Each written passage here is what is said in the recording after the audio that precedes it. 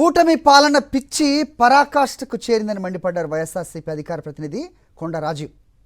విశాఖలో వాకింగ్ చేస్తే కొత్తగా పన్నులు విధిస్తున్నారని విమర్శించారు. రేపు టాకింగ్ బ్రీతింగ్ మీద కూడా పన్నేస్తారా అని ప్రశ్నించారు కొండ రాజీవ్.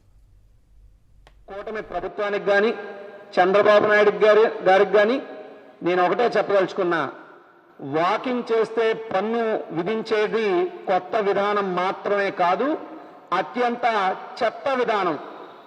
చరిత్రలో ఎవరో కూడా బహుశా ఇంత చెత్త విధానాన్ని, ఇంత చెత్త నిర్ణయాన్ని తీసుకుని ఉండరు.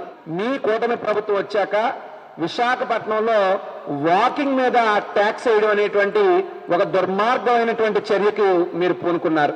అయ్యా లోకేష్ గారు, అయ్యా పవన్ కళ్యాణ్ గారు, కూటమి పెద్దలారా, వాకింగ్ చేస్తే మనిషికి 720 రూపాయలు ట్యాక్స్ అంటున్నారే, వాకింగ్ చేస్తే పన్ను అంటున్నారే.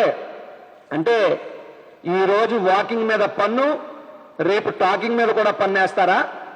ఎల్లుండి బాతింగ్ మీద, ఆ మర్నాడు బ్రీతింగ్ మీద కూడా పన్నేస్తారా? అంటే నడిస్తే పన్ను, పడుకుంటే పన్ను వేసేటటువంటి చెత్త విధానాన్ని విశాఖపట్నంలో మీరు అమలు చేయాలనుకుంటున్నారా అని నేను ఈ కూటమి ప్రభుత్వాన్ని అడుగుతున్నా.